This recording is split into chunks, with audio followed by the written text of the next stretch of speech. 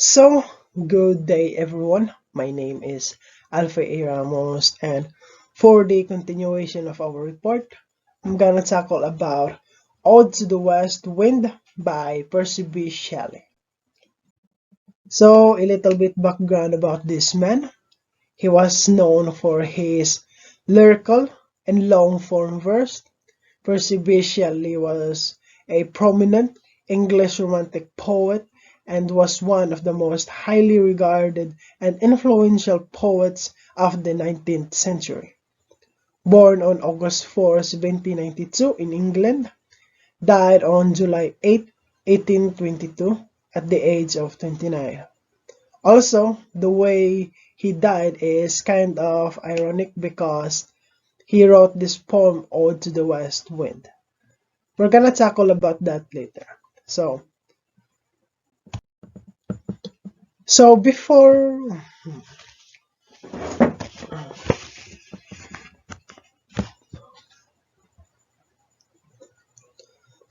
before we further dive into this poem, I would like to discuss a little bit of its structure.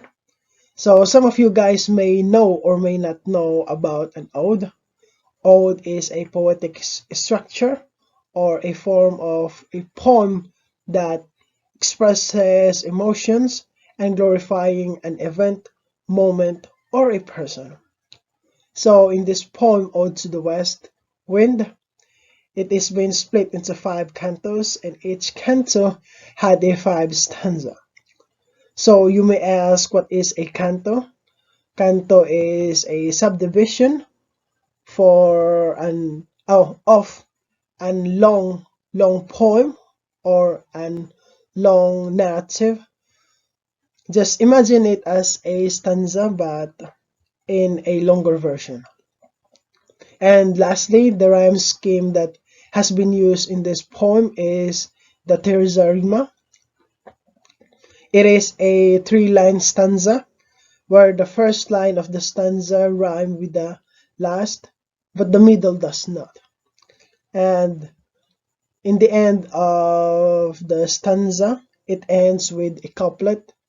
The pattern of the poem may looks like A B A, B C B, C D C, E D E, and lastly the couplet E E. Also, there is something I want to point out before I discuss this poem. I want you guys to understand that in each part of this poem, the speaker or Percy B. Shelley is clearly and directly talking to the wind. He is talking to the wind as if he is a person.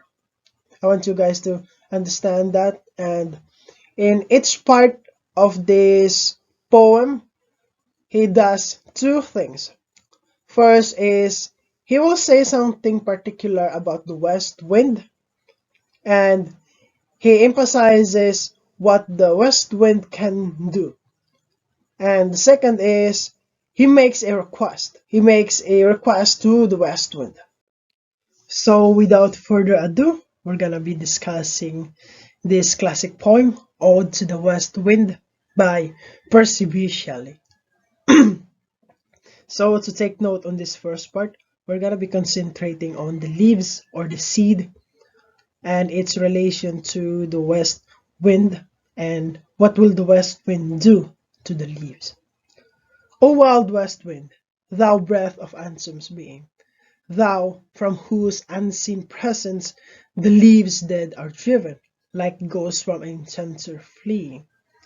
So in the first stanza, we've been introduced to the west wind as the season of the fall or the season of the autumn. We know that it is the season where the trees falls a tremendous amount of leaves as if they were dead, and there were a lot of them, especially in this season. Yellow and black and pale and hectic red, pestilence strickens multitudes, O thou, who chariotest to their dark wintry bed the winged seeds. So the west wind will carries these leaves and the seeds the seeds. Where they lie cold and low, it's like corpse within its grave, until thine azure sister of the spring shall blow her clarion over the dreaming earth, and fill driving sweet buds like flocks to feed in air, with the living hues and odors plain and hill. So basically on those part that I've read, the seeds or the leaves has been scattered because of the west wind. Then the spring comes, and we know it is a season where the flowers, plant, trees will start to bloom, and those leaves or the seeds that been described as dead will rise and form a new life out of this process. Wild spirit, which art moving everywhere, destroyer and preserver, here, oh here. So what does it mean? The west wind, destroyer and preserver. It is a destroyer because we know wind can be so destructive and can even blow and can cause life. And it is also a preserver because out of those process, those leaves and seeds that he blows, it will give a new life. A new plant will born. And out of those process, a new life will begin to rise up and grow. And the request that the speaker wants, hear, oh hear. He wants the west wind to listen to him. So we are now in the second part. So in this part, we're going to be focusing on the clouds or the skies or the weather. Thou on whose streams made the steppe skies commotion, loose clouds like earth's decaying leaves are shed, shook from the tangled both of heaven and ocean. So basically when the west wind comes, it is like the clouds are loosened. It is like it's falling, it's decaying. Thou dirge of the dying year, to which this closing night will be the dome of a vast sepulchre, vaulted with all thy congregated might of vapors, from whose solid atmosphere black rain and fire and hail will burst. Oh, here. So, in overall, in this part is basically saying that due to the west wind disturbance, this rain and lightning are spread all over the place, and the images of some fierce woman appeared and bringing this vast storm. Not only that, but the west wind also bring this nasty weather that can cause disaster, this black rain and fire and hail. Also, one here to note that because of the wind, it caused this weather and these storms that are approaching. And in the last part, here, oh here, he said to the west wind that hear him, listen to him. So we're now in the third part. So in this third part, we're gonna be focusing on the ocean or the waves.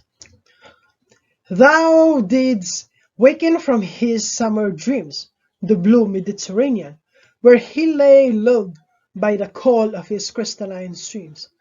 So it seems that the Mediterranean Ocean was on his vacation beside a pumice isle in Bayes Bay, so in sleep old palaces and tower, quivering within the waves' intenser day. So the blue Mediterranean was personified as a person, and where he was on the vacation and he was asleep. All over with azure moss and flowers so sweet, the sense faints picturing them. Thou for whose path the Atlantic's level powers cleave themselves into chasm. So in this one, due to the Atlantic power of the west wind, it even cuts all the waves into half. Far below the sea blooms and the Aussie woods, which wear the surplus foliage of ocean, know thy voice, and suddenly grow with fear and tremble and despoil themselves.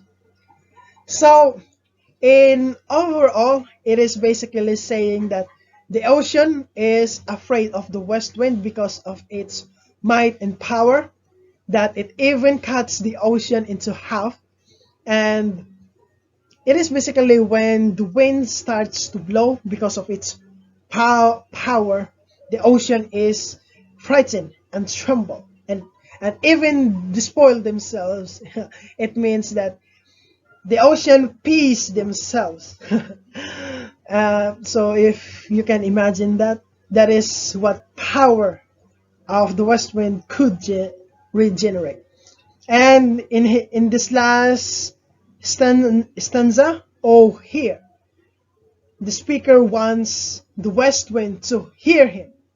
I guess we're gonna go to the fourth part of our poem, and I guess in that poem we're gonna discover what the poet or Percy B. Shelley wants to the west wind.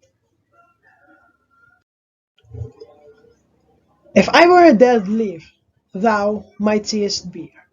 If I were a swift cloud to fly thy theme, a wave to pant beneath thy power, and share the impulse of thy strength. So I guess this is all the summarization of the three parts that we have read. A dead leaf, first part. A swift cloud, second part. A wave, third part. So what does the speaker want to the wind? So let's continue. Only less free than thou, O uncontrollable, if even I were as in my boyhood. So what does it mean? So we know that air and wind is something that we cannot control. It is free. He can do whatever he wants if he was just a person. He is tameless and cannot be bound by anything else. He can do whatever he wants. So why does he compare his childhood to the wind?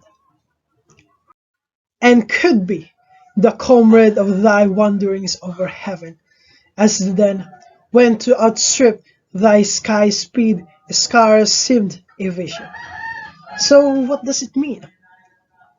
So if he was just in his childhood, he could outrun the sky, he could outstrip the sky speed.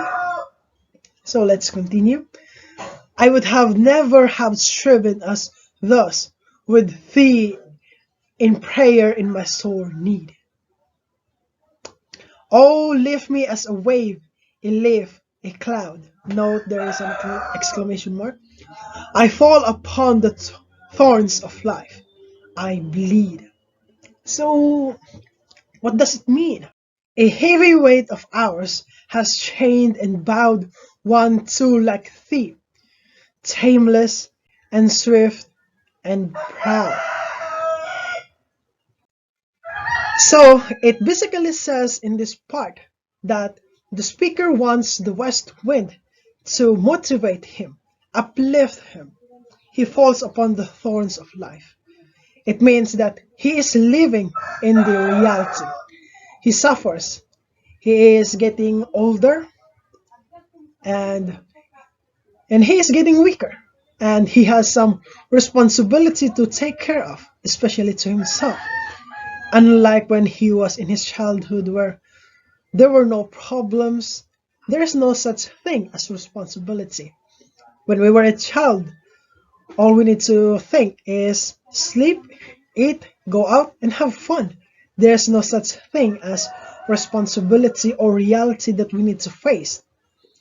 That is why right now the speaker addresses that he is chained and bowed down with so many problems, and that he is no longer tameless, swift, and proud, unlike before in his childhood. It's kind of depressing. We all relate to this, you know. So we're on the last part of our poem, and I hope this will go well.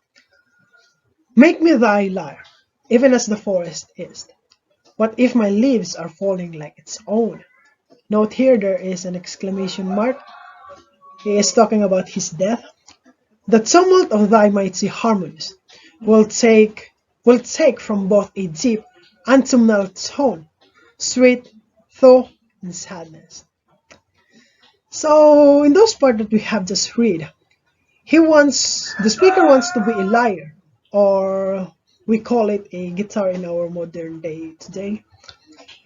He wants to be a guitar in the forest. He wants to be the instrument of the west wind to play his own music. Even though he may die, he wants the west wind to take an autumnal tone and make harmonious music in the forest. That is why in this line, it is sweet but also is sad. Be thou, spirit fierce, my spirit, be thou me, impetuous one. Oh, so what does it mean? So it means that Percy B. Shelley wants to be one with the wind. He wants the spirit of the wind to be with him.